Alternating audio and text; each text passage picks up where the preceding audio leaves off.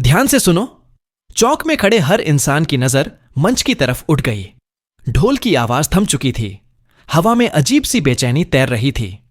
आज जो भी इस सांड को काबू में कर देगा उसे पूरे 3 करोड़ दिए जाएंगे। घोषणा पूरी होते ही भीड़ में हलचल मच गई। कोई एक दूसरे की तरफ देखने लगा, कोई जमीन की ओर। यह कोई खेल नहीं था, यह मुकाबला इंसान और मौत के बीच था। तभी भीड़ के एक कोने से धीमी लेकिन साफ आवाज आई, साहब मुझे भी कोशिश करने दीजिए। लोग चौंक गए। आवाज एक दुबले पतले लड़के की थी। आयोजक ने उसकी तरफ देखा और हंस पड़ा। लड़के, मजाक का वक्त नहीं है। यहां बड़े बड़े पहलवान हार चुके हैं। तू जानता भी है सामने क्या खड़ा है? लड़के ने बिना नजर झुकाए कहा, हां साहब जानता हूं। आयोजक की आवाज सख्त हो गई।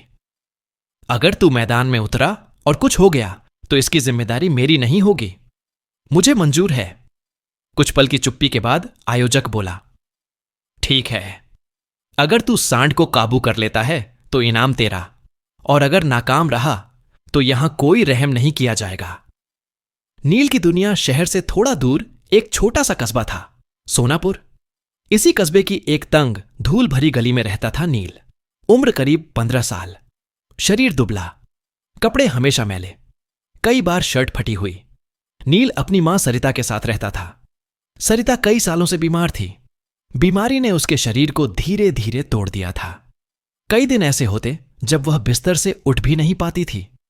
हर सुबह नील एक पुरानी बोरी कंधे पर डालकर निकल पड़ता। गलियां, सड़कों के किनारे कूड़े के ढेर, जहां से उसे खाली बोतलें, प्लास्टिक, लोहे के टुकड़े मिल जाएं। कई लोग उसे देखकर मुंह फेर लेते, कुछ बच्चे मजाक उड़ाते, लेकिन नील ने सब अनसुना करना सीख लिया था। उसके लिए हर बोतल कचरा नहीं थी, वह उस दिन की दवा थी। दोपहर तक बोरी भर जाती। वह कबाड़ी को बेचता और जो पैसे मिलते उन्हें मुट्ठी में कसकर पकड़ लेता। उसे पता होता ये पैसे ज्यादा देर टिकने वाले नहीं। दवा, खाना, कभी कभी उधार। नील के पिता अब इस दुनिया में नहीं थे। जब नील 9 साल का था तब एक हादसे में उनकी मौत हो गई थी। उसी दिन बचपन खत्म हो गया था, लेकिन पिता की बातें आज भी उसके साथ थीं। पिता की सीख नील के पिता जानवरों को समझते थे। कस्बे में जब भी कोई जानवर बेकाबू होता लोग उन्हें बुलाते। वह कभी चिल्लाते नहीं थे, कभी डंडा नहीं उठाते थे, बस शांत रहते। एक दिन नील ने पूछा था, डर नहीं लगता? पिता मुस्कुराए थे। डर सबको लगता है बेटा, लेकिन डर दिखा दिया तो हार तय है।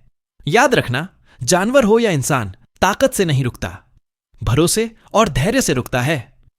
तब नील को यह बातें पूरी तरह समझ नहीं आई थीं, लेकिन जिंदगी ने उसे जल्दी सिखा दिया। दंगल का दिन सोनापुर के चौक में उस दिन सन्नाटा था। बीच मैदान में खड़ा था वह सांड, मजबूत, गुस्से से भरा हुआ। आयोजक ने फिर ऐलान किया, जो भी इस बैल को काबू करेगा उसे Rs 3 करोड़ मिलेंगे। कोई ताली नहीं बजी। पहला पहलवान आगे बढ़ा। भीड़ को लगा यह कर लेगा। अगले ही पल सांड ने उसे उठाकर जमीन पर पटक दिया। दूसरा आया, तीसरा, चौथा। हर बार नतीजा वही। मैदान में अब सिर्फ सांड बचा था। नील का उतरना तभी भीड़ के किनारे खड़ा नील आगे बढ़ा। यह बच्चा क्या करेगा? इसे हटाओ, मर जाएगा। नील ने किसी की तरफ नहीं देखा। उसके लिए उस वक्त न भीड़ थी न इनाम, सिर्फ सांड। वह आयोजक के पास गया। मैं कोशिश करना चाहता हूं। हंसी गूंजी, लेकिन नील नहीं डिगा। आखिरकार आयोजक बोला, ठीक है। मुकाबला नील मैदान में उतरा। धीमे कदम, गहरी सांस।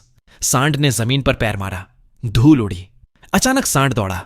नील आखिरी पल में किनारे हुआ, गिरा, फिर उठा। बार बार हमला, बार बार बचाव। यह लड़ाई ताकत की नहीं थी, यह धैर्य की लड़ाई थी। धीरे धीरे सांड थकने लगा और फिर नील ने धीरे से उसका सिर छुआ। सांड बैठ गया। पूरा मैदान सन्न। जीत इसने कर दिखाया। तालियां गूंज उठीं। आयोजक ने पूछा, नाम? नील। उम्र? 15 साल। इनाम देने की बारी आई। नील बोला, साहब पैसे मुझे नहीं चाहिए, मेरी मां के इलाज में लगा दीजिए। आयोजक की आंखें भर आईं। अंत कुछ हफ्तों बाद नील की मां का इलाज शुरू हुआ। हालत सुधरने लगी। नील कभी खुद को हीरो नहीं मानता। उसने बस डर के सामने खड़े होने का फैसला किया था, क्योंकि पीछे हटने का मतलब सब कुछ खो देना था।